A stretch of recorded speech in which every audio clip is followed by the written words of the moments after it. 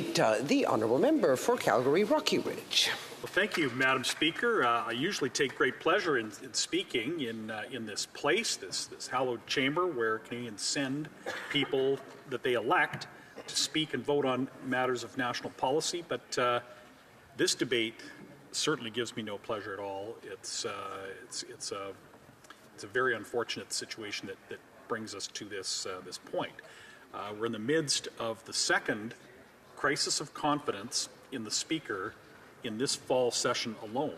It's been less than 2 months, or less than 3 months since we had the resignation of a Speaker, something that nobody in this place had seen in their time, over the incident that we all know of, wherein the Speaker recognized a person in the gallery who was later revealed to be a Nazi member of the Waffen SS, and in the presence of Ukrainian President Zelensky. And that former Speaker was let down by the Prime Minister's office, who had failed in its basic responsibility to ensure Canada's reputational integrity. But the point is that the Speaker then understood that the debacle that unfolded was serious enough to render his position untenable, and as a consequence, he did the right thing and the only thing under the circumstances, and he resigned. So now here we are. It's only a little over two months later that we have another crisis of confidence in a Speaker, and the facts are fairly well known. The Speaker chose to use his position as the Speaker of the House of Commons to participate in a political event. He appeared in his Speaker's robes and in his Speaker's office in a video that was calculated to lend prestige to a sitting elected provincial legislator at a political convention, a Liberal political convention. And the Speaker, in his acceptance speech when he was elected Speaker, he said in his remarks, he told the House that symbols matter. And indeed they do. When the Speaker appears in his robes from his public office on a televised political convention, there is important symbolism at play. The symbols of his office are designed to convey absolute political neutrality. Absolute. And it is impossible to do that when you're with the symbols of that office, to appear at a partisan event, a Liberal convention, and lending that prestige to a member who is an elected member, an elected office holder. That is an error of judgment that completely challenges the appearance of neutrality. So there just can't be any hint of political partisanship in the conduct of the Speaker, in order for the Speaker to maintain the confidence of members of this House. So the Speaker's decision to appear at a political convention through this video demonstrates it telegraphs political affiliation, which is anathema to the office that he was elected by members of this place. So we know that every member of this current Parliament was affiliated with a political party at the time that they were elected. A few of them now sit as independents, but every member of this chamber, political affiliation played a role in their pathway to this place, including the current Speaker. But political affiliation has to be abandoned once the member becomes Speaker. And given this crisis of confidence over the fact that the Speaker had appeared at this political convention by video, it's worth remarking the Speaker had been an exceptionally partisan member of Parliament. And that's fine. We have many exceptionally partisan members of Parliament. I'm a partisan member of Parliament. I sit in a political caucus. I pursue an agenda that I was elected upon, and so did he. But once you take the Speaker's chair, that has to be set aside entirely. And so At the time of the Speaker election, it was remarked by some that this member had an extraordinarily partisan history, and that he had been a president of the Liberal Party, I understand, and or a director of the party, and I spent time on committee with him, and certainly he had an agenda. He was a spokesperson for the government. He was parliamentary secretary for a variety of different ministers. I appeared on panels with him, Madam Speaker, where he would in an extraordinarily partisan role, deliver a message for the government. So that had to be set aside in order for the member to maintain the confidence of this place. And now, with the event of this this past weekend, that is being called into question, which is why this motion is before us. And I understand that he has apologized, and the apology is fine, but it doesn't resolve the question of judgment and a lack of judgment. And Madam Speaker, in the midst of this crisis, the member had actually left Ottawa to attend meetings in Washington, I understand. So, Madam Speaker, what could be more important to the Speaker of the House, or what priority could be greater than to preside over debates in this House? The trip is a part of the lack of judgment.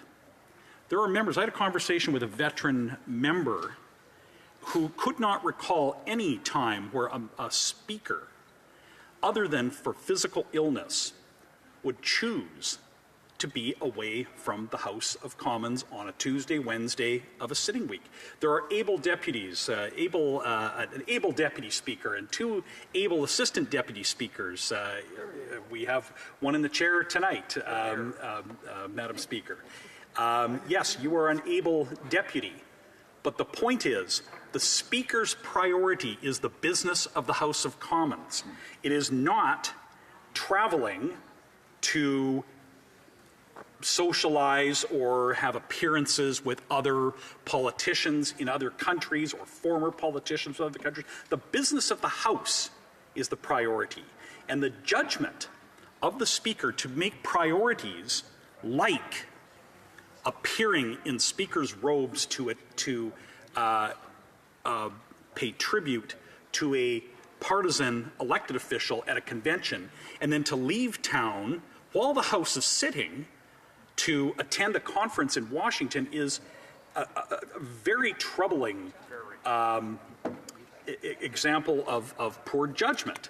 The role of the Speaker is to protect the privileges of members of Parliament, period. To ensure that the rules of Parliament are enforced, and to that is what the role of, and you do that by presiding over the debate, not by leaving.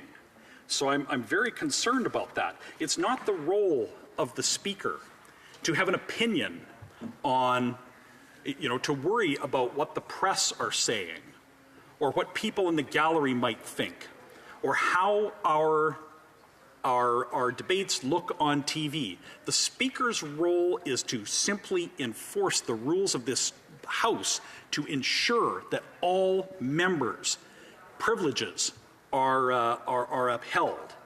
And that can't be done by being absent, and it can't be done by telegraphing political affiliation. And so this is the place we are in now. This motion, I hope, will be supported by the House so that it can have a fulsome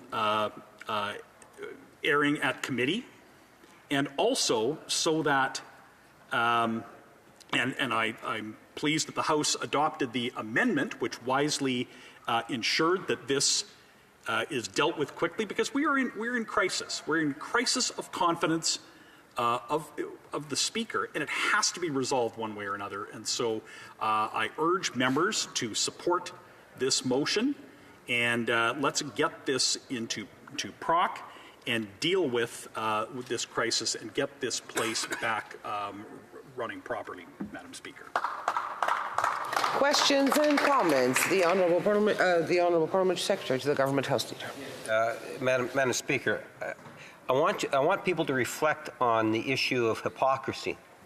Here's the essence of the motion: that the House refers the matter to the Standing Committee on Procedure and House Affairs with instruction that it recommend an appropriate remedy.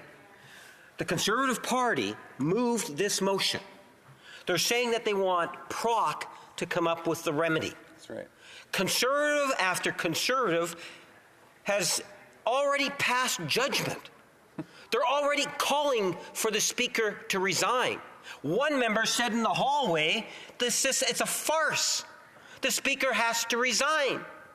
Madam Speaker, is there any credibility at all within the Conservative Party in believing that they can be objective when this matter goes before PROC? I suspect not. Does the member believe there's a credible Conservative on the other side that can sit in the PROC committee and be impartial?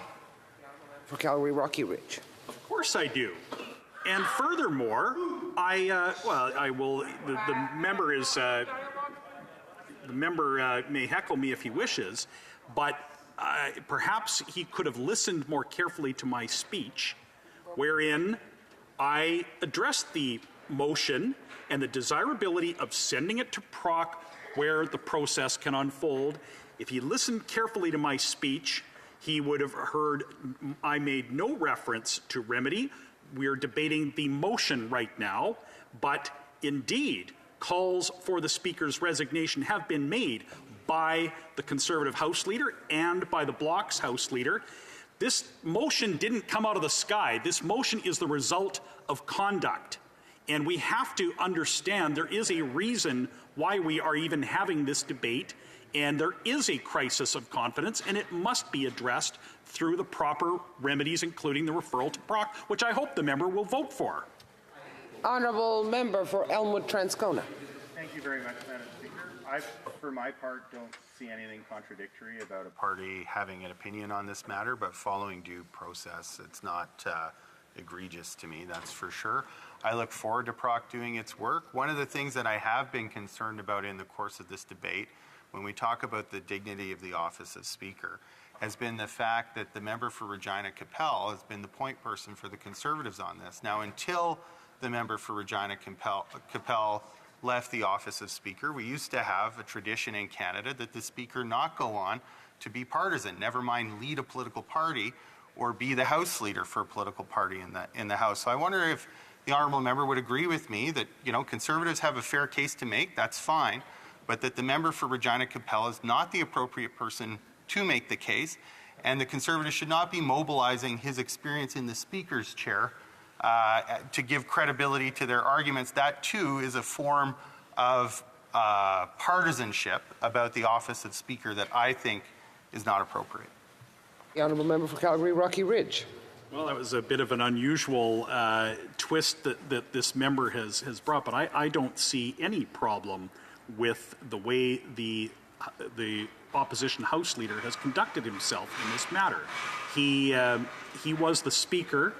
It was before my time. I understand he did an admirable job, and he certainly didn't appear in Speaker's robes at conventions or any of the other conduct that has triggered this current crisis. And I think that he has been a valuable resource to the debate in this, and he has certainly valuable experience from having been a chair occupant.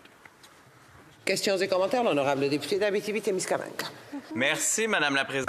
Thank you, Madam Speaker, and thank you to my colleague for his speech. Figuring out if this is a good situation for the Speaker, well, of course, it's a question. I perhaps have two values that may feed into this discussion. Speakers should be, for example, impartial for one, and should have good judgment. That's the second element to feed into our discussion. The Speaker should see both. In this case, my question is as follows. The Speaker's participation this last weekend, does that respect the two principles I raised about impartiality and good judgment? just to make sure that we do not refer to this chair as a throne. It's a chair. It's not a throne. Rocky Ridge. Conduct had neither the appearance of impartiality nor good judgment. We are done, I'm sorry. The Honourable, resuming debate, the Honourable Member for Kingston and the Islands. Thank you very much, Madam Speaker. So I rise today to speak to this amended motion, a motion that